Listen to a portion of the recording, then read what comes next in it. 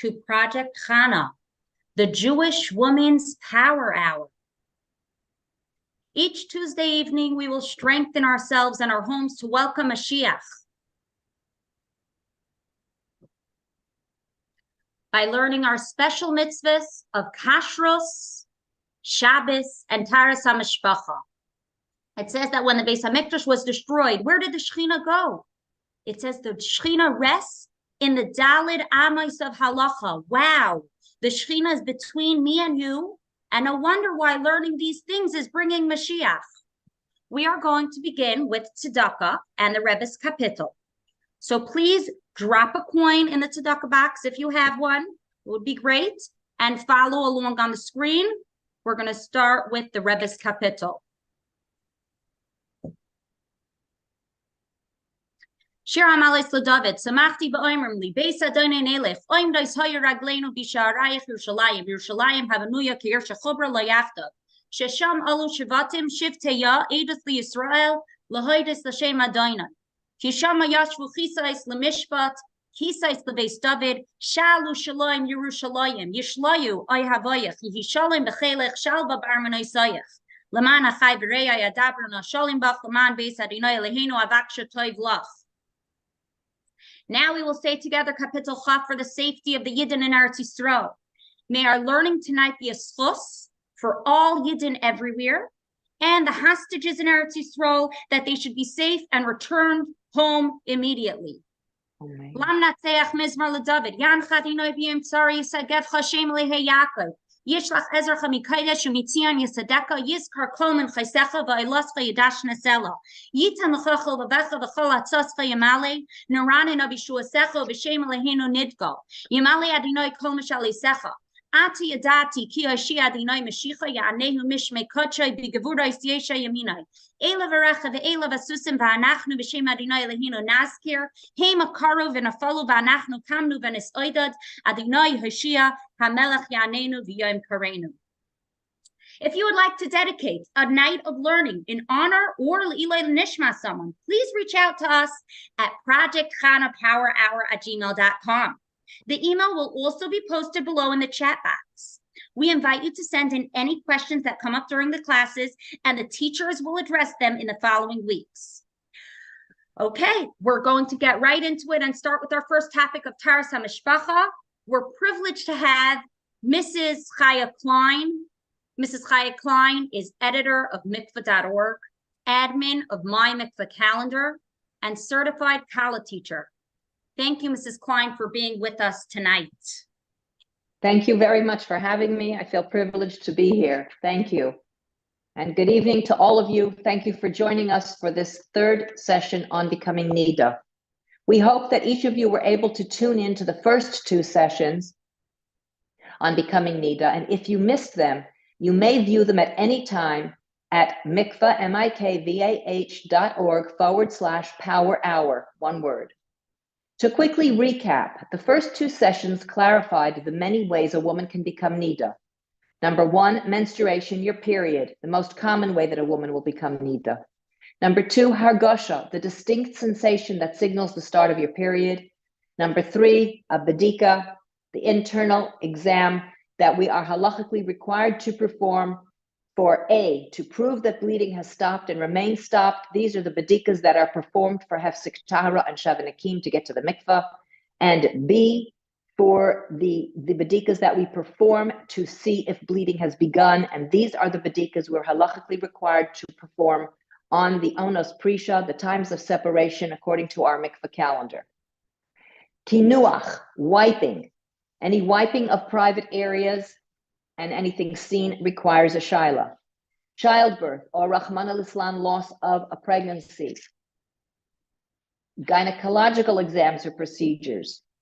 Anything, any procedure or anything that requires insertion of anything into the cervix or opening of the uterus requires halachic determination.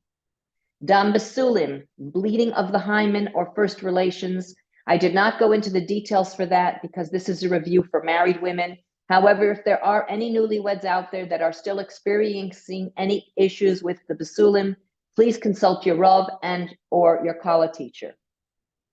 Trauma, Anytime a woman suffers personal, emotional, or physical trauma that is followed by staining, even when found on colored surfaces, a shaila should be asked. Kisamim, stains. Please remember that stains do not refer to anything found on a badika cloth, and we learned all about stains and the criteria that would make them problematic. If a woman suffers from issues of repeated staining or anything that impacts a woman getting to the mikveh in a timely fashion, please do not suffer in silence. Reach out to your Rav, reach out to your doctor to make sure that everything is medically sound, and you can then turn to herbal, homeopathic, alternative medications or therapies. And it's also good to reach out to taharenu.com, which is a resource that is very helpful for all sorts of women's issues, as well as staining. Some women suffer from staining that precedes their period or staining that lingers after their period. Both of these situations can lengthen the Niddah time and delay a woman's mikveh immersion. Bioflavonoid complex, which is the vitamin found in the whites of citrus peels, helps clean up faster for many women. 1,000 milligrams taken 3 times per day, beginning 4 days before the period is expected to begin, and continuing until after mikveh, can help a woman clear up these staining issues. It also helps women to heal and clean up after childbirth, taken 3 times a day, beginning 2 weeks postpartum. Another suggestion to shorten the bleeding time of the period is to drink the juice of 1 lemon, about 1/4 to 1/3 cup of lemon juice every day of the actual period. It can be mixed with honey, with tea, with sugar, tea. It doesn't need to be freshly squeezed. Just get in that amount of lemon juice every day. The reasoning is that the acid helps close the pores and it helps the period flush out faster. For women that suffer irregular cycles or PMS symptoms, there is an herb called Vitex. It may be able to help. It's usually taken twice daily. We have tried to incorporate any received questions throughout these sessions. We did receive a request to clarify hargasha that a woman may feel throughout the month. So to clarify, hargasha is a distinct sensation, most commonly described today as a feeling of liquid flowing, that a woman may feel that tells her her period has begun. As mentioned in the session, if a woman has established a chazaka by checking herself 3 times when she has that particular sensation, and she sees that that sensation is showing a discharge of one of the permissible colors, clear, white, pale yellow, blue, or green, and this is something that she feels throughout the month, then she no longer has to be concerned with this feeling. If she has any doubt, please check with her Rav. We also mentioned the fact in regards to kinuach, wiping, that a woman never has the halachic requirement to look at tissues after use or to look into the toilet bowl after use. However, if a woman has a particular medical situation where her doctor wants her to do this, then she needs to consult her Rav about her particular circumstance. Throughout the past sessions, we mentioned many occasions where a woman is halachically required to speak with and or show questionable colors to a Rav who is experienced in the halachos of Taras Mishpacha. This evening, we will discuss the role of the Rav and how to ask a shaila. Please remember that the goal of every Rav is to allow a couple to be together. Torah does not want couples to be apart, but to be together b'kedusha u'b'tahara. The Gemara teaches us that David HaMelech, despite the obviously enormous role of king, would stop to answer Niddah shailas so that a woman would be permitted to her husband. Every Rav has siyata dishmaya, where Hashem stands behind him when he is asked a shaila. The Rav is like an umbrella. You need to own an umbrella, but you only need to use it when it rains. Similarly, you need to have a Rav whom you can reach out to when you have a matter to discuss. If things are quiet, there's no specific issue, that's fine, as long as you have the Rav and know whom to call when needed. As we all know, there are halachos that are midah araisa and halachos that are midah rabbanan. Torah law, Midah Oraisa, includes not only the mitzvahs stated directly in the Torah, but also their authoritative rabbinic interpretation. The laws that are Midah Rabbanan, rabbinic law, refer to decrees enacted by the Rabbanim after the Torah was given. These rabbinic decrees protect and enhance our observance of Torah law. Now, to all practical purposes, we are certainly required to keep all of the halachos that are Midah Oraisa and Midah Rabbanan exactly the same. We are not, chas v'shalom, permitted to go around saying, oh, that's just Midah Rabbanan, I don't really have to keep it, chas v'shalom. So why am I mentioning it at all today? Because our chachamim sometimes build special leniencies into the rabbinic laws. And in case of doubt, a suffix, or after the fact, b'di'evid, or in extenuating circumstances, b'shas hadechak, rulings concerning rabbinic law may be more lenient. The application of these general principles to particular cases is complex. A posek must consider many halachic factors and practical details before issuing a psak din, appropriate to that specific situation and individual. The laws of Taras Mishpacha are complex, and there are many instances where a shaila must be asked so that we know how to proceed. So we know if we are Niddah or Tahora, where we need to know if something is okay lechatchila, or if after the fact we were only able to do it a certain way, and is it okay b'di'evid? Only a Rav can determine these things. Only the Rav can give a psak din. Therefore, first and foremost, it is absolutely imperative to have a Rav with whom you and your husband are comfortable. Never, ever feel embarrassed or uncomfortable speaking to the Rav about this mitzvah, or any mitzvah, in fact. The Rav is accustomed to answering shailas about every part of life, even private and intimate things. There is nothing too personal to ask the Rav. Consider the Rav your doctor beruchnius, and just as your doctor cannot help you if you do not give him all the information, even if you're not quite comfortable to do so, so too you must give the Rav all the information so that he can give a psak din. If you are too uncomfortable to call the Rav yourself, then your husband is the one doing the calling, it is best if you are present while he makes that call so that you can correct him if he makes an error or on the details. If that's not possible, be sure to go over every detail carefully with your husband and have him repeat it back to you so that you can be sure that the Rav is receiving all of the correct information. It is best to write down the details so that nothing is omitted in error. Please remember that all the halachos are kept whenever we submit a shaila and are not certain whether or not you are Niddah. These halachos remain in effect until you hear back from the Rav that your status is confirmed as Tahora.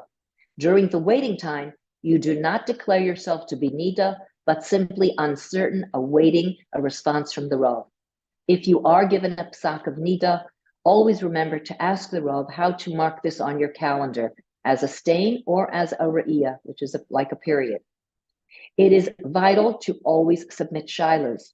We are never permitted to determine status on our own, not l'chumra and not l'kula. If uncertain, if we have an uncertain color, and remember the uncertain colors or questionable colors are every color of the spectrum that is not one of the 5 okay colors. If a questionable color is found, then it needs to be shown to the Rav to determine status. It is best to submit shailas as soon as possible, certainly within the first 3 days, as they tend to change color with time. Let the Rav know if you did notice a change in the color of the shaila. Be very careful to store a shaila safely so that it does not become additionally soiled, and also so that it will not be thrown out in error. Never store a damp shaila in a sealed plastic bag, as this causes molds to grow and very unusual colors to appear. If you ever have more than one shaila at any given time, please be sure to mark down each shaila in correct chronological order. This is very important. Place each one in its own envelope and mark it, numbering it accordingly, and then staple them together in the correct order. And at the top right, 3 shailas submitted or 4 shailas submitted, so that the Rav knows these are all from the same person. Always be sure that the Rav is available to answer your shaila, to look at it before you drop it off. Clearly mark the envelope if it's your mikveh night and you need an answer as soon as possible. As mentioned earlier, there are many occasions when we need to submit either a bedika or a garment or bedding, towels, etc., upon which a questionable color is found. Now, if the shaila was on an undergarment and you decided to cut the garment and submit just the part with the shaila on it, please be sure to mark what was the front and what was the back. And I'm not saying that you have to cut it. You can keep the garment, but many women are just not very comfortable to go pick it up after they've dropped it off. So they would rather just make it easier, cut it out so it fits in the envelope, and the Rav can throw it out once he gives the psak. If you do submit a shaila and you do not hear back from the Rav, never ever assume that everything is fine. It is vital to get an actual answer. There is never a situation where you can send in a shaila and assume you can keep going without hearing back. The very fact that you submitted the shaila means that there is doubt, and it is your responsibility to make sure that you get the answer. You can never assume that it's okay or not okay. Both assumptions are wrong. When we have to submit a shaila, we do have to, as I mentioned previously, give the Rav all of the information. Mikveh.org sells these very wonderful shaila envelopes that have place to put a lot of details on them. Of course, you can submit a shaila in your own paper envelopes and be sure to write all the details on a separate piece of paper. But the shaila should have included the date that you're dropping it off, the date that the stain occurred, was discovered rather. Explain how it was found and where it was found. Was this from the hefsek tahara or the machdachok? Was it from the Shevanakim? If yes, check off which day of Shevanakim, and was it morning or afternoon bedika? Was this a bedika done on a calendar ona, time of separation? Or was it done on the Veses HaChodesh, the ona beinanis, or the hafloga ona? Does a woman have an active kavua? Also, make sure that you ask the Rav to check the box here, or if not, ask him to mark it on, you can write it down on the paper rather, to please tell us how this should be marked on our calendar, again, as a stain or as a period. Be sure to write your number very, very clearly, because the Rav cannot call you back if he can't read your number clearly. Write any special circumstances, pregnant, breastfeeding, on hormones, any pain or discomfort, any irritation, UTI, yeast infection, hemorrhoids, anything that can help the Rav determine where this shaila may be coming from. Okay, and write what, if you prefer to have an answer before Shkia.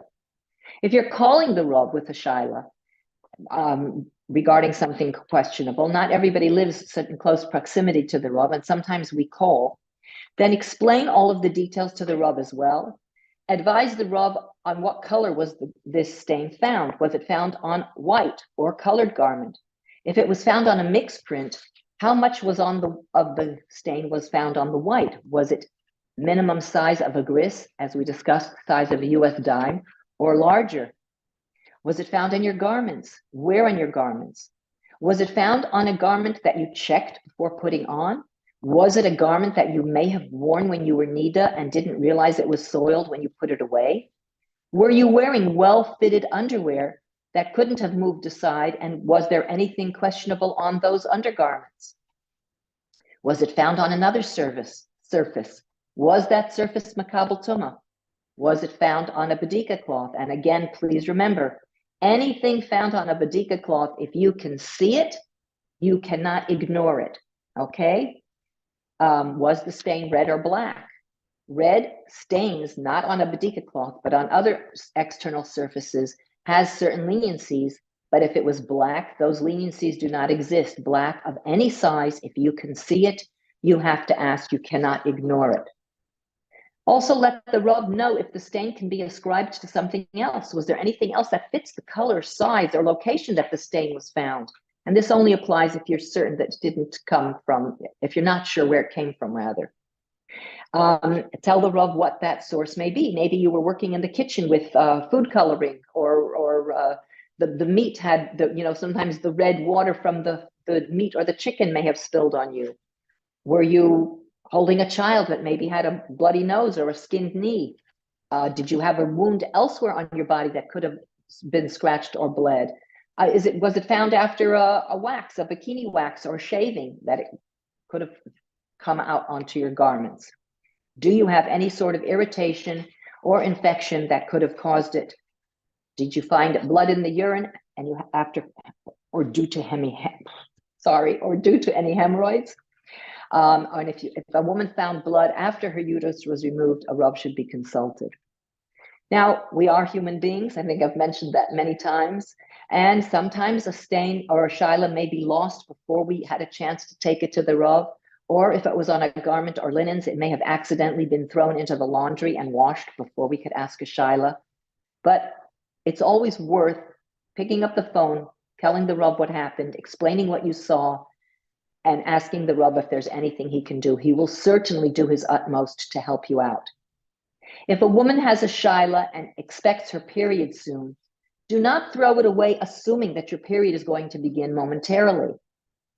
What happens if your period doesn't come for some reason, and you may have made yourself niddah needlessly simply because you didn't ask or show the shaila to the Rav?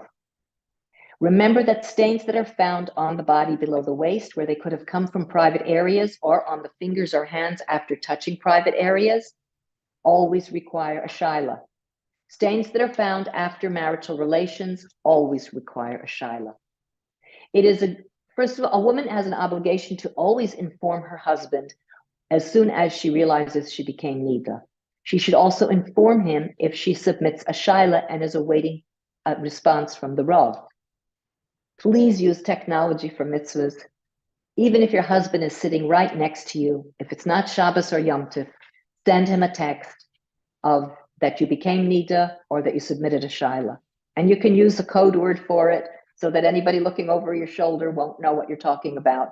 But this way, you have a written record of the time and the date that you noticed you became niddah, so that no matter how hectic or crazy life becomes, and it does get hectic and crazy many times, you have a written record of the date and the time, and we need that. We need that to know our 5-day minimum. We need that to know for our calendar calculations that we'll discuss in that class, but we need that information. Now, when we submit a shaila to the Rav, we are not allowed to shop around for a psak. We cannot call Rabbi A, ask your shaila, hang up the phone. I don't like that answer. Rabbi B, ask a shaila. I don't like that answer. Rabbi C, no, we're not allowed to do that. However, if we called Rabbi A and gave him the details and he gave a psak and we hung up the phone and looked at each other and said, I'm not so comfortable with that. Maybe we should have given the Rav some more details. Maybe there was something we omitted. You can certainly call the Rav back, explain your feelings, and ask the Rav if he can clarify it or maybe needs more details and so forth. And if he can, great. And if he can't, you can hang up the telephone and you can call another Rav. However, you need to tell the Rav that you called Rabbi A. This is what you told him. This is what he said. And you can see if the other Rav can make things more clear for you. Okay? Now, when shailas are asked on stains or situations that you find repeat themselves for you, you can ask the Rav at that time if you may rely on the psak given if this same situation or color occurs again, or if the Rav wants you to ask each time anew. Be sure to write down all of the details and particulars of the shaila before calling the Rav. Ensure that nothing is omitted or forgotten. Have a paper and pen ready so that when the Rav calls with the answer, that you can write down the details, what the Rav says, because it's very normal to feel a little nervous or anxious, or maybe something else is going on in the background and you'll get sidetracked and you will forget what he says. And in that case, you'd have to pick up the phone and call back and say, Rav, I'm really sorry, but would you mind please to repeat what you told me? If somebody is going through a stress or difficult time and feels that at this particular moment, they need a psak that is a little more lenient, they should tell the Rav this before the Rav gives a psak. Say, Rav, we're going through a hard time. I'm going to ask a shaila, but if the Rav can please paskin with more leniency, that will help us get through it at this time. And while it is more comfortable for some people to ask the shaila anonymously, it is really not to your advantage to do so. It is best for the Rav to get to know you and your husband and your level of hashkafa, who you are, so that when he gives a psak, it is custom tailored to you. When a Rav does give a psak, it is your psak. You are never to share that psak with anyone else. Every psak is given to the Rav through siyata d'shmaya, and it is for you and your situation alone. Even if it sounds identical to someone else, you can never apply the answer that you received for one shaila at one time to another shaila at a different time, unless the Rav specifically tells you to do so. You might also never take the psak from someone else that a Rav gave them as your own psak, even if the circumstances sound identical. We each need to ask our own shaila. If you showed the Rav one badika and it was good, you'll still need to show him the second badika that you had a question on. You cannot assume the answer will be the same, even if the circumstances appear the same to you. Remember that when the Rav does give you a psak or a leniency, do not worry that you're not doing things 100% correctly. Do not worry that you are taking the easy way out. You're not. When a Rav gives you a psak, that's your lechatchila, and that's really important to know. Remember that the Rav is there to help. And when the Rav gives a psak, it overrides anything that you may have heard, read, or learned previously. Respect the Rav's valuable time.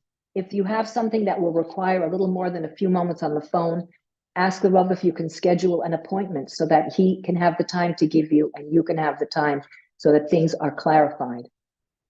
We have the halachic responsibility to become tahora as quickly as halachically possible. Therefore, a shaila must always be asked on any questionable situation.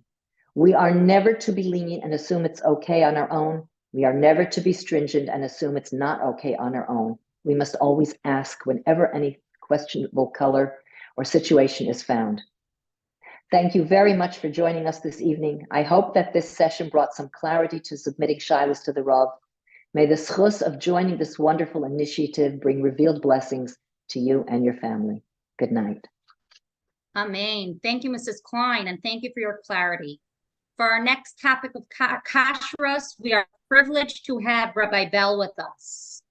With no further ado, Rabbi Bell from the Congregation Lubavitch in Montreal and Diane of Based in Montreal. Thank you. Okay. So let me just share my screen here so we can get underway.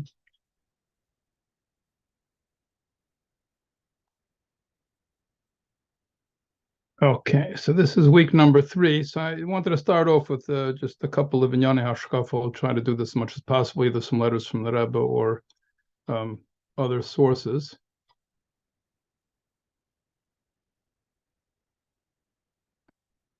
Okay, so there's a shmua that's brought down from the Baal Shem Tov. The Degel Machne Ephraim was one of Talmid Baal Shem Tov, and he quotes the Baal Shem Tov as follows: "Shmaiti mi meiri."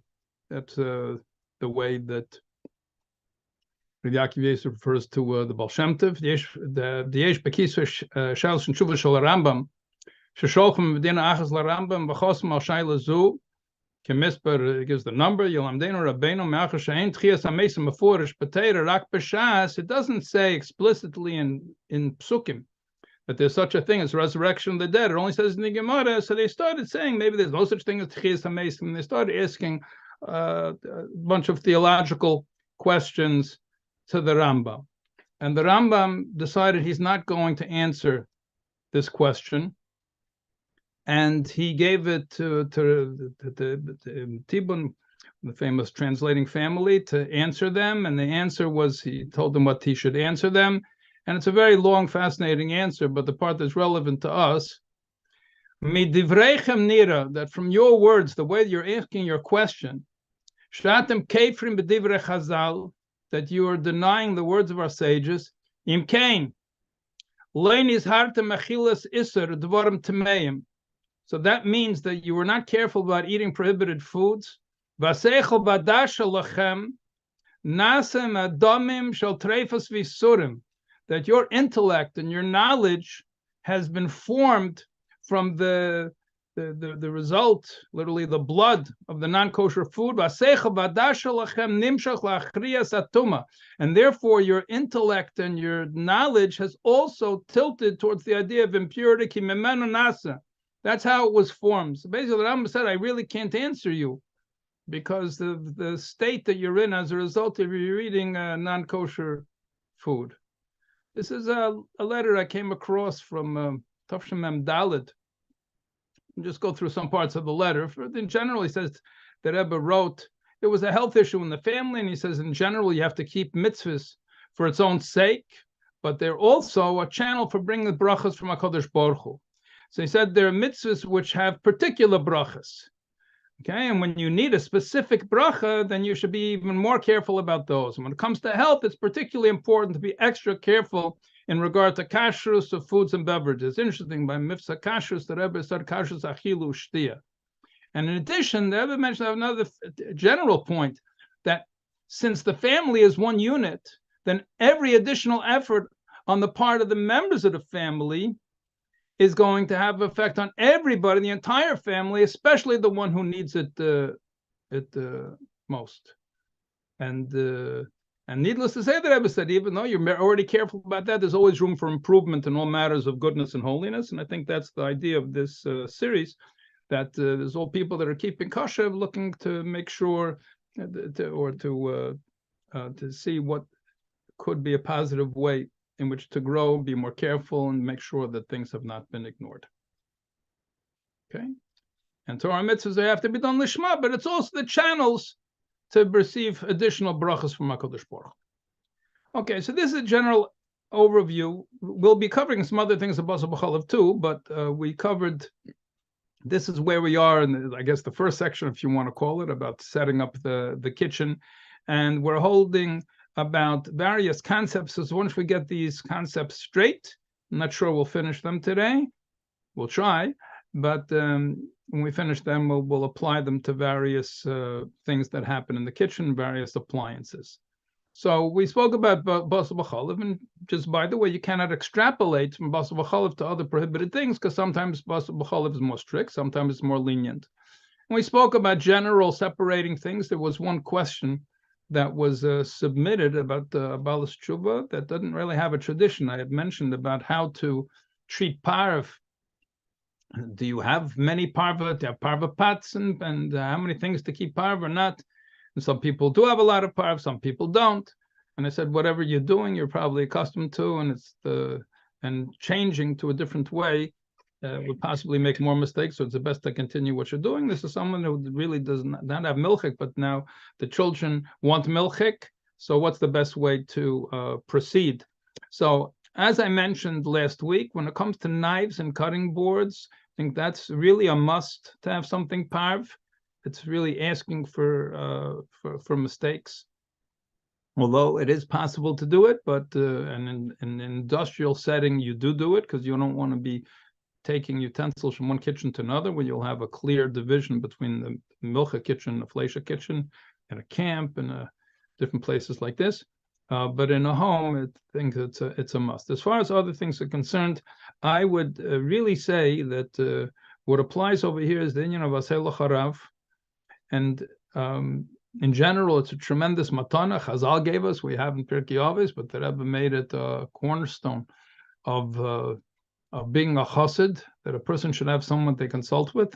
And I don't think it's a contradiction to that concept, that if somebody is looking for guidance on what to do with their kitchen, to take someone that you respect the level of Yiras Shamayim and ask them for some guidance for the particular situation. Then you'll have someone, another woman to ask questions to.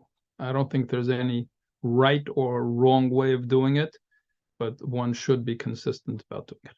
We spoke about what to ask shilas as soon as possible, so you have all of the details, and we covered a number of concepts, the union of tam ke'ikr, and being careful when things are hot, the idea of a dover charis, something sharp, was particularly relevant to the issue of knives, and zeya, steam, when things are being left, heat which is coming out of pots, and we spoke about how that affects an oven, and other pot covers, and different applications of that. Okay, that's where we were holding. And today, what we have left in the concepts I wanted to cover are these following three. We're going to go one at a time. So first is the famous din in what's called shtei kedetos. The translation of the word shtei kedetos is two pots. And what it means, two pots that touch each other. So here we have two pots. So imagine now that the pot on the right is fleshik and the pot on the left is milchik. So they really don't belong next to each other on the stovetop in the first place.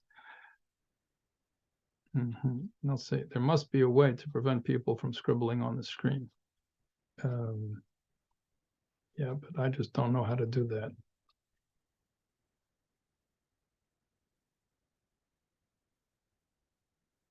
Okay, well, it's not scribble proof, so okay. So yeah, so then we have a green pot on the left over there. So that's a fleshika pot, and we have a milchika pot on the right. So the din is an amazing din. Even though both pots are covered, and we have hot milk. There's boiling hot milk in the right-hand pot, and there's boiling hot meat in the left-hand pot. What happens if the two pots touch? So the din of shtei kedetos is that if the point of contact between these two pots is dry and clean, that the taste will not go from one to another. Shtei kedetos shenoga zu bezu. You have two pots that touched each other. The taste will not be transferred from one to another. If there's moisture, then you have to ask a shayla. If it's a slight bit of moisture, there's sometimes a shear that could be considered. But in general, if there's any sort of food or liquid on the outside, that has the power to convey the taste from one to another, because I'm sure you understand that when we say this is a milchika pot, the taste goes all the way through the walls of the pot. It doesn't only touch the place where the surface of the inside surface of the pot is touching the milk. That's not the only pot that's milchik. The whole metal all the way through is milchik, and so too for the fleshiks. You have milchik touching fleshik, and they're both hot. But since it's a keli and it's not food, the taste does not get transferred. This does not apply if somebody would say, theoretically, take a raw hamburger and attach it to the outside of the milk pot. So then you would have a basar b'challah problem, because as it gets heated up, the taste of the meat will go through the walls of the pot into the milk. The taste of the milk will go out through the walls of the pot into the meat, and we're going to have a very big problem. But when it comes kelim, they don't go from one to another without something in between. And just by the way, this din of shtei kedetos applies to any case where it's not food. So when people ask, it's a very common question, people ask about burners that got mixed up. So let's say this burner on the right-hand side over here was a fleshika burner, and people designate the burners. So let's say the person mixed up, and they took a milchika pot and they put on a fleshika burner. Very common question. So what's the din? So this is also the din of shtei kedetos. This metal piece over here, this trivet, whatever you call it, the support that the pot sits on top of, is also keli. So how did it become fleshik? So first of all, who said it became fleshik in the first place? That's a good question. The Alter Rebbe says you have to kasher these, and when we talk about the stovetop, which we'll do on the section on the kitchen, we'll talk about why that's necessary and how one would kasher it, and what it means for glass stovetops and so on and so forth. But the basic idea is food frequently spills, and therefore, if this is used normally to cook something which is fleshik, so then there's got a fleshik taste which was absorbed in there. So what happens if you put the milchika pot on this fleshik holder over here? So it's then shtei kedetos. So shtei kedetos, we could have them next to each other. We could have one on top of each other, and it doesn't even have to be a kedera. It could be a keli. A very common application of this same idea is airline meals. So when you have a kosher airline meal, so it comes sealed, and it says that if you break the seal, then it's invalid. What does the seal accomplish? These meals have to be double wrapped, and that's the accomplishment. What does it help to double wrap food? And this is something which, in a person's a difficult situation, as a non-kosher oven, you could always double wrap the food and even use a treifa oven. Now, obviously, it's only if there's no other choice. And I should mention that according to most of the poskim, this whole din of shtei kedetos is only a b'diavad situation. You cannot do this l'chatchila, and that's why we designate separate burners for milchik and fleshik, because we shouldn't be doing this on a l'chatchila basis. Why they're allowing the airline foods? Because if there be a kosher oven on the airplane, you'd have to use it, but there is none. So we don't prohibit people from eating on the plane. So it's a b'diavad sort of situation, and therefore, and there are other paskin that say it's good lechatchila. We don't normally paskin like that. But in any case, you have, let me just take off the share for a second. So when you have one covering, if you have a piece of food, let's just imagine this is a piece of food, and you have one wrapping around it, so that's like a pot. It's as if the food is in a pot. And then you put a second wrapping around the first wrapping, so that's like another pot.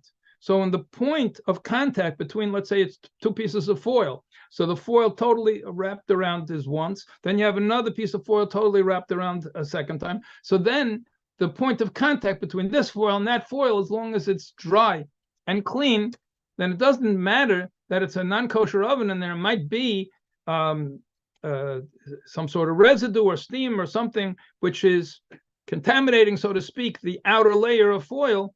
That's not going to make a difference in this case because we have a second layer of foil and it's the dinner shtei kederes. Should mention that this is something lechatchila to avoid. There's a Tzemach Tzedek who seems to have a more strict view of whether the second case I gave you and the first case I gave you are identical, but that's a question for the Rabbi if you ever have a shayla.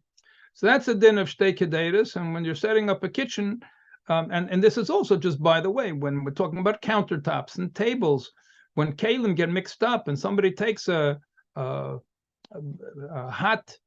milchika pot, for example, and puts it on a fleishika counter, so that's a potential major problem. But b'diavad, if it was clean and dry, in general, the din is going to be that it's fine. So that's the din of shtei kederes.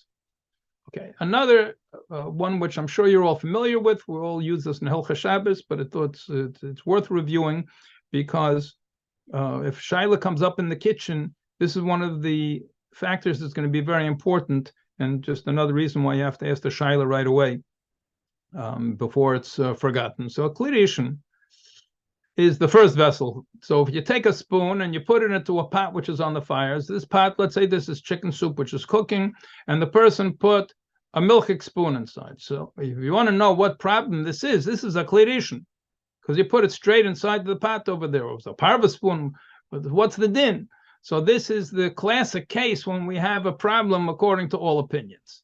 We have another possibility which is called iri klirishin. I put in the iri mi klirishin. It's like pouring from the first vessel, which is basically, according to almost all the poskim, the situation when you have a sink. If you have hot water, which is yatzaleh display, and I also should mention, I mentioned the different opinions about how hot is considered to be hot al pi halacha of the different shiurim for yatzaleh display, but it is always a factor. When a shayla comes up, sometimes Rav will put together a number of factors, and if the water is borderline yatzaleh display, that could also be considered a factor. In any case, imagine that we have over here it was a fleishika spoon, and it was used mistakenly with cold cottage cheese, and then there's cold cottage cheese sitting on this fleishika spoon, and you put it right under the hot water, and it falls on top. So then that's the heat of the iri klirishin. And in general, we say that also the taste is absorbed, and that spoon is going to have to be kashered. What's with the rest of the sink is, we'll leave that for now. But the kashering is easy. It only has to be kashered in the same way that it absorbs the taste. So you don't have to put it in boiling water. You can pour hot water over it.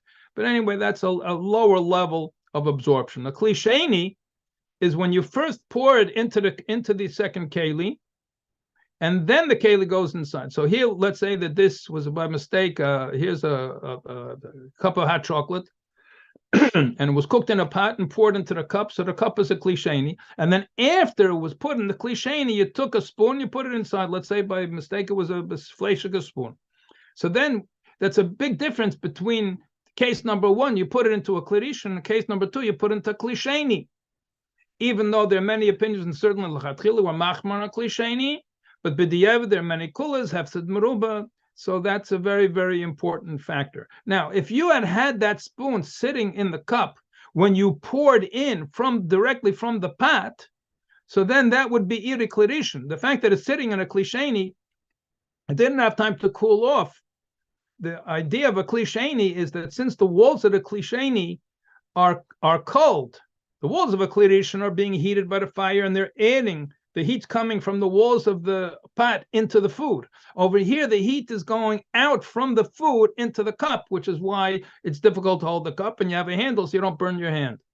The step after that, if you would pour out from this keli into another keli, is called iri klisheni, irimi klisheni, and that in general is not a problem according to halacha.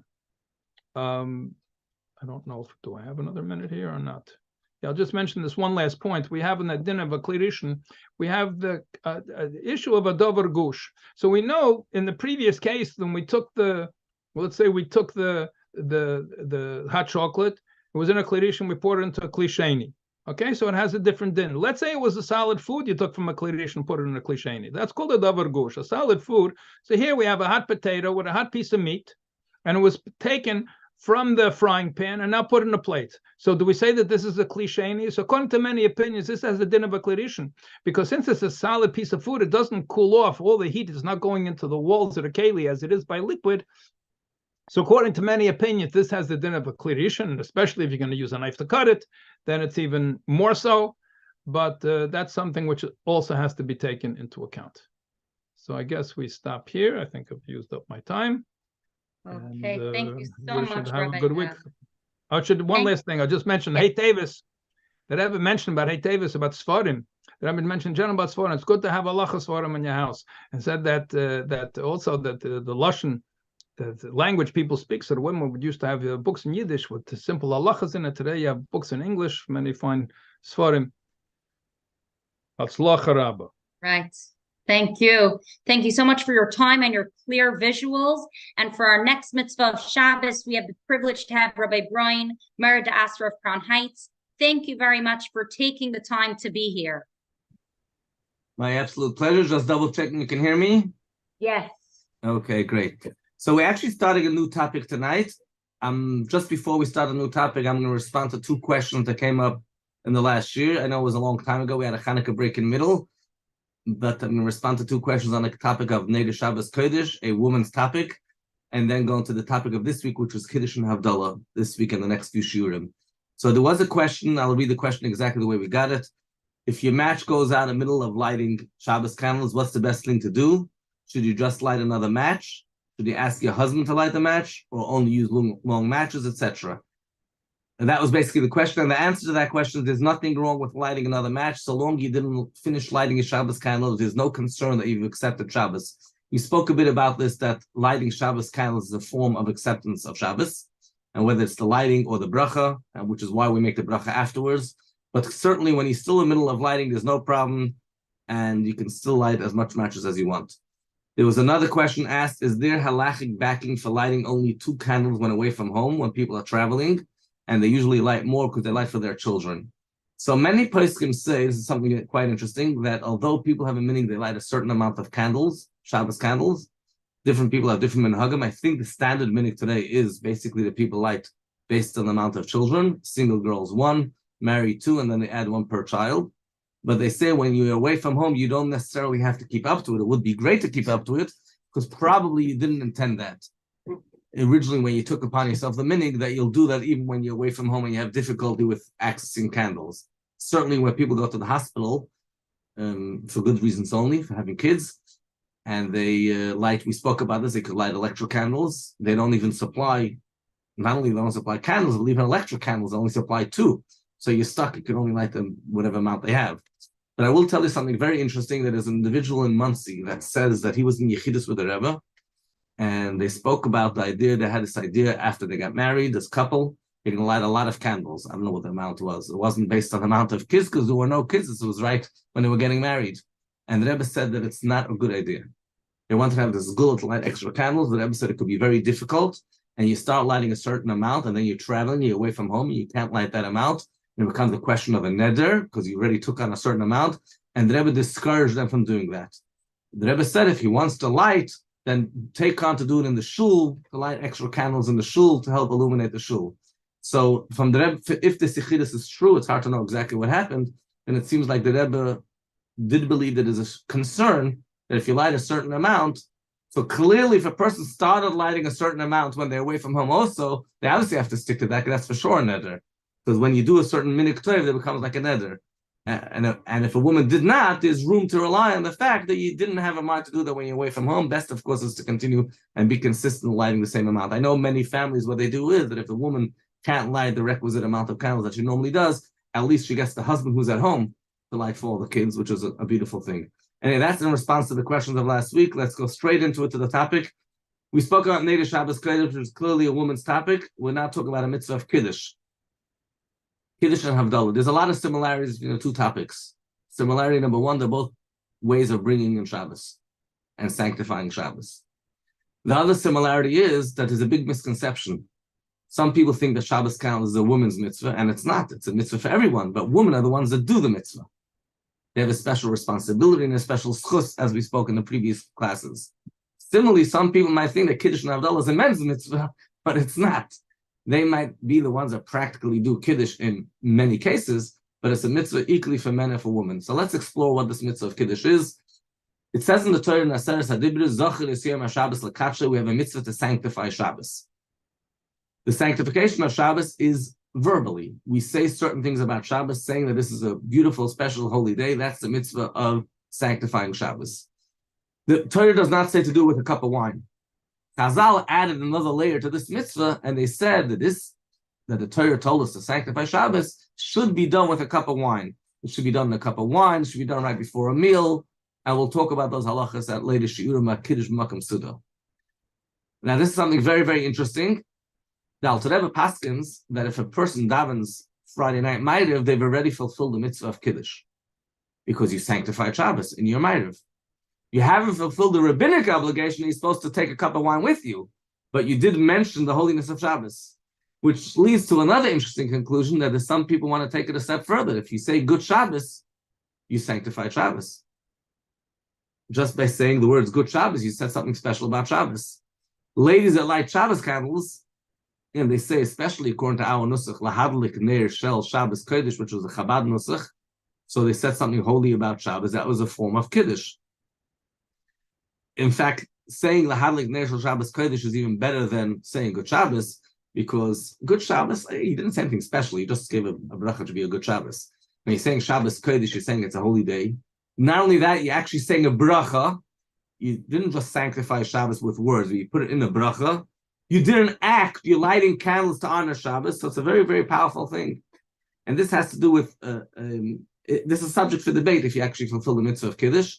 I don't want to focus a lot on debates, I want to talk about practical halacha, but it is quite an interesting topic, because it's questionable, how do we define the idea of sanctifying Shabbos? Does that mean we should say something that signifies how Shabbos is different than any other day? Or is it just the fact, like there's a mitzvah of Kiddush HaChodesh, the Bezdin announces the new month, we announce a new day called Shabbos.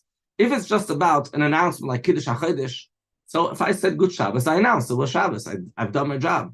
If it's about distinguishing this day from other days, I have to talk about it, I have to say something. It's not just enough to say good Shabbos. I better say Shabbos Kodesh, maybe even more than that.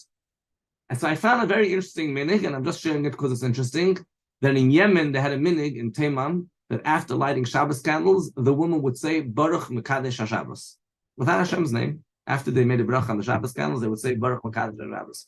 And the reason was because there were a lot of women that did not know, and some of them wouldn't even hear Kiddush. So they should have some type of Kiddush, some form of sanctifying Shabbos, even if you don't have a cup of wine as the mitzvah in the Rabbanan, at least do the mitzvah in the Torah and sanctify. They didn't have a ma'ariv. In Morocco, they had an interesting meaning that before Kiddush, because they were worried that a lot of the people won't pay attention to Kiddush, they don't listen to Kiddush, they start drifting off, they're dreaming, which is why it's a good idea to follow from a siddur when you're hearing Kiddush. It's a long text. The bracha, I'm not talking about Yom HaShishi, I'm not even talking about Beri Pregach, the actual bracha of Kiddush is a long bracha, Sheket Shanu. So they had a minig in Morocco that they would all say together, the whole entire family, Shabbat Mikudash. Shabbos is a holy day, so that's a form of Kiddush, although it's not the actual mitzvah of Kiddush on the cup of wine. On that note, there's an interesting story with the Friedrich Rebbe, that there was a Friedrich Rebbe had a secretary called Eliachel Simpson, and he lived in Borough Park, and one Friday afternoon, before he went to Borough Park, he went to the Friedrich Rebbe and he said, Good Shabbos. And the Frierdiker Rebbe told him on Friday he should say a guten Erev Shabbos. And the Rebbe often told people also on Friday a guten Erev Shabbos. A lot of people say good Shabbos already on Friday, but the Frierdiker Rebbe said a guten Erev Shabbos is what you're supposed to say. So what's the reason why you shouldn't say good Shabbos? Some people want to suggest that maybe it's because when you're saying good Shabbos, you're already accepting Shabbos. If we say that good Shabbos is a form of Kiddush, maybe it's also a form of accepting Shabbos. Now, if you want to be machmer about this, you could decide once in your life that for now, whenever I say good Shabbos, it doesn't mean I'm accepting Shabbos. So you won't have that problem. And accordingly also, it's only going to be a problem from the time of Plaga Mincha, because Friday morning you can't accept Shabbos even if you want. It's only a certain time in the calendar. If you say good Shabbos, then it could be a problem. Strictly speaking, according to halacha, obviously you're not intending to accept Shabbos. You're just saying it as a wish. According to the strict halacha, it's very hard to say that you're accepting Shabbos. The whole idea that the words good Shabbos itself could count for Kiddush is questionable. And even if it would count for Kiddush for accepting Shabbos, it's not just enough to mention it. You have to do some form of acceptance, but it's a chumrah. Certainly there's no problem to think good Shabbos or to write good Shabbos. Clearly the Frierdiker Rebbe would write in telegrams. He actually had an interesting minhag. He would, when his father was away out of town, out of Lubavitch, every Friday, it's a good minhag for our kids to do, or for us to do to our parents, every Friday he wrote a telegram, and he made sure telegrams were very expensive. He made sure his father would get the telegram always before Levention, just good Shabbos. So he wrote good Shabbos, and the Rebbe would write telegrams and write Shabbos Atova. There's certainly no problem writing it on Friday. I heard a different theory, why not to say good Shabbos, a different theory altogether on a Friday, because the Arabs have it's a special holy day for the Arabs on Friday. And in order not to sanctify Friday in any way, shape, or form, people didn't want to say good Shabbos on Friday. And according to that theory, it doesn't make a difference which time of the day, and you can stipulate from today till tomorrow that you don't want to accept Shabbos, has nothing to do with that. I heard a story, I'll share another interesting story, and we'll go straight back to the halacha, that heard from my shver, that the Rashag was out of town, and he was on a payphone with the Rebbe on a Thursday night, and he turned to Rabbi Weinberg, and he told Rabbi Weinberg, we're not making it back from Chicago to Crown Heights for Shabbos, to New York for Shabbos. So Rabbi Weinberg asked him, why do you say that? He said, I was on the phone with my brother-in-law. This was in the early years of the Rebbe Nasius, when it was questionable if the Rashag was really accepting the Rebbe as Rebbe. But already then he made a comment, well, I spoke to my brother-in-law, and he told me good Shabbos. And if he told me good Shabbos Thursday night, that means we're not making it back to New York. So obviously Thursday night, the Rebbe said good Shabbos, according to this story.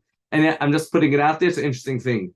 And on that interesting note, talking about the mitzvah of Kiddush, saying the holiness of Shabbos, the Shalah says that it's important on Shabbos morning when you meet each other, you don't say good morning.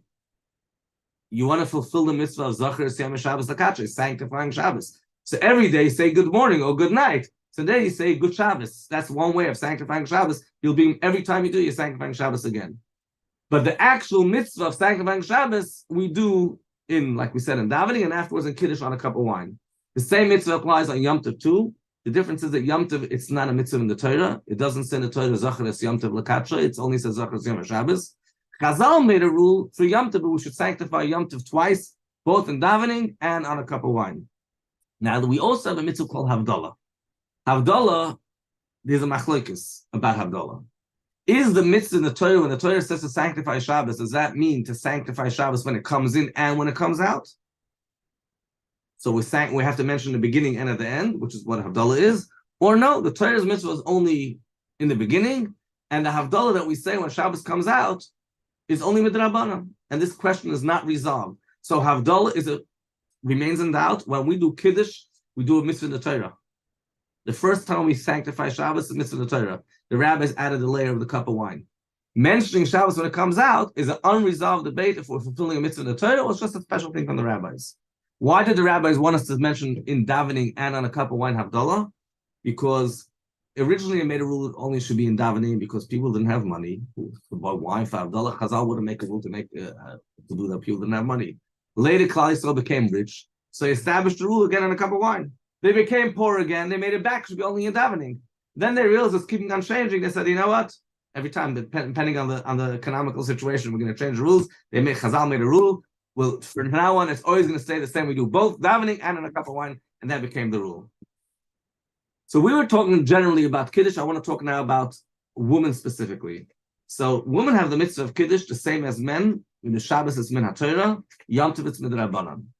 Now, although we have a general rule that timely mitzvahs don't apply to women, mitzvah shazman garama, Kiddush is a different rule, because since we have in the Torah the word Zocher is Yom HaShabbos, and in the other set of Aseres Adibros it says Shomer is Yom HaShabbos, Shomer is the negative commandments, what we're not allowed to do on Shabbos, Zocher is to remember Shabbos, so we have a principle, if you have Shmira, you have Schira. All those that are obligated to watch Shabbos, which means not to do Malacha, are automatically obligated in remembering Shabbos, and women are not allowed to do Malacha on Shabbos, because it's a mitzvah loisase, Shazman Garam, a woman have to keep all mitzvahs that are the negative commandments, whether it's timely or not. Therefore, they also have the mitzvah of Kiddush. So for Kiddush, just make it clear, Kiddush, Shabbos, or Yom Tov, men and women are the same. And now, this is not that complicated, but it might sound complicated, but it's very, very important. Havdallah for women is a very, very complex topic. And it's a three-way machlokes. I know people don't like machlokes. We try to avoid machlokes as much as we can, but I can't have it. That's the reality. It's a machlokes, which is an unresolved machlokes, and we have to take into account all the different opinions. There's three opinions. One opinion says women have this, the mitzvah of Havdallah is midaraisa, and if it's midaraisa for men, it's midaraisa for women. It's the same thing like Kiddush. You have to mention Shabbos when it comes in and when it comes out. And therefore, when Shabbos comes in, you mention Kiddush. When Shabbos goes out, you do Havdallah. And the rabbi's attitude in a cup of wine also, so we got to do it in a cup of wine. There's another opinion that says, no, there's no such mitzvah of Havdallah for women altogether. And there's a third opinion that says that women have a mitzvah of Havdallah, but they're different than men. It's only the rabbis gave them that rule. It's not Minat Torah. According to this opinion, the Chazal made a rule there should be a concept of Havdallah, but it's not the same as the original mitzvah that men have, which is to sanctify Shabbos. Where does this have all relevance? Why am I mentioning machlokes over here? I'm trying to make this shir as simple as possible, but I can't because this machlokes carries a lot of weight. When we're talking about exempting other people with a mitzvah, being moitzi other people. So the halach is if I have a mitzvah, I can go and I can do the mitzvah on behalf of other people. How can I do a mitzvah on behalf of other people? If I have the same mitzvah and they have the mitzvah, so there's a contact between us, we both have the same mitzvah. I'm fulfilling the mitzvah now, so I'm doing it on my behalf and on their behalf too. There's another way I could exempt other people from a mitzvah, even if I'm not doing the mitzvah right now, because you have a principle called arvis. Arvis means that every yid is responsible for every other yid. So even if I'm not making Kiddush myself right now, I did already Kiddush. I don't want to do Kiddush right now. Whatever, make Kiddush later. I'm being moitzi someone else. How could I be moitzi someone else, even if I'm not making real Kiddush for myself, because I'm responsible to keep another person do his mitzvah. Now, there's an important rule over here that if another person could do the mitzvah themselves, then I can't rely on the rule of arvis. If I'm making Kiddush and other people want to listen, there's nothing wrong with that. But if I'm making Kiddush only for someone else and they could do it themselves, let them do it themselves. Which means, we had this question this year, Simchas Torah. People went on Talucha. And this year, what was unique about this year's Kiddush? I'm trying to remember, was it Shabbos or something? There's something different this year. I don't remember what it was. And people made Kiddush in Shul the night of Simchas Torah because they went on Talucha. And now you come home and the wife is not hearing Kiddush. Oh, this year was Matzah Shabbos. It was Kiddush and Havdallah. That was a complication of making Kiddush and Havdallah for the wives. So the problem here is, if somebody can make themselves, why? If I did already the mitzvah, I can't make it for them, because since the principle of arvis means I'm a guarantor for someone else. If I extend a loan to someone and I have a guarantor, so you could either come to me, you could come to the borrower and ask the borrower for the money, or you come to the guarantor. The first place to go to, the first address is, you go to the borrower. The borrower doesn't have no money, you go to the guarantor. Likewise, I'm a guarantor that everybody should keep mitzvahs, but if they can do it themselves, why do they need me to make Havdallah or Kiddush for them?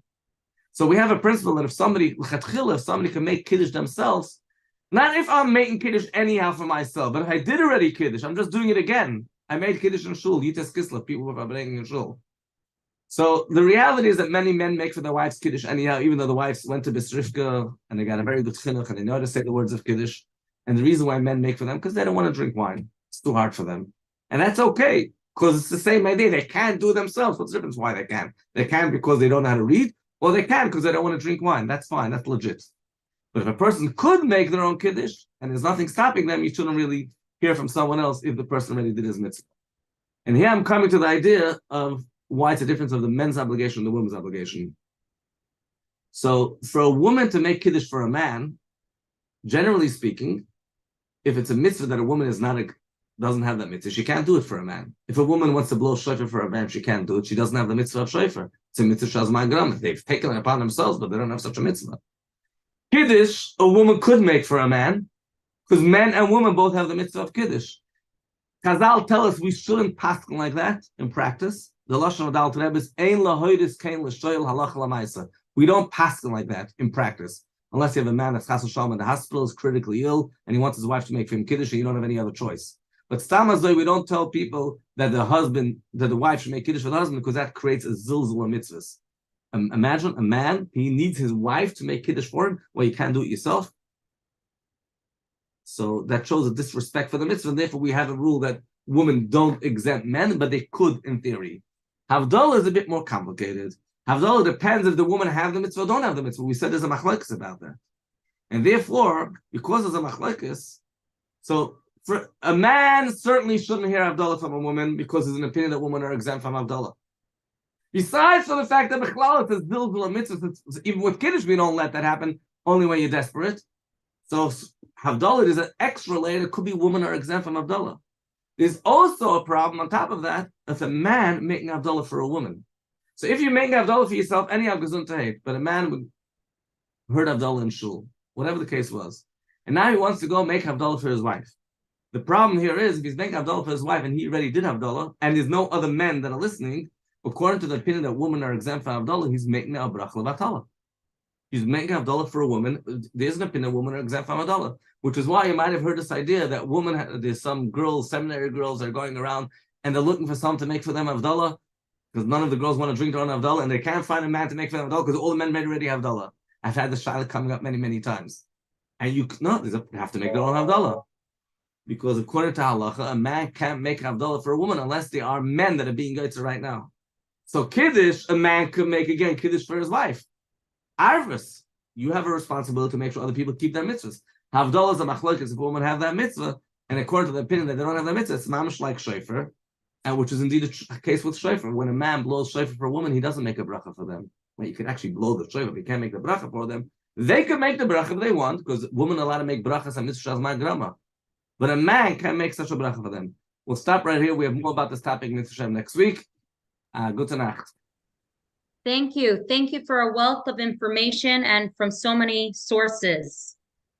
Pleasure. Also, we have an amazing resource, Ask the Rav hotline. You can call in. The number is 718-604-8000, extension 5. It's going to be on the chat.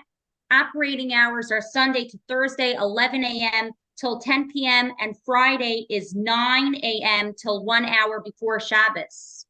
We are also excited to announce that our classes are now available on podcast platforms. Search us up at Project Chana Power Hour. If you prefer to listen to the classes, please rate us 5 stars to help us spread the word to more people. All video playbacks will also be available on mikvah.org/power hour. Remember, if you have any feedback, questions, or for sponsorship opportunities, please reach out to us at projectchanapowerhour@gmail.com. I will end off with the Mashiach thought in Parshas Vayigash and Tafshin Mem Zayim. The Rebbe said, it should be proclaimed and publicized that we are living in a special time when only one thing remains to be done. Amdu hachan kulchem, stand ready, every one of you, for the forthcoming rebuilding of the Beis HaMikdash with the coming of David Melech HaMashiach. What better way to stand ready than to learn these halachos for women? Bezos Hashem, we'll see you again next week, and may our learning prepare us and our homes and bring every Jew home to Eretz Yisrael with Mashiach now. Have a good night. Thank you for joining.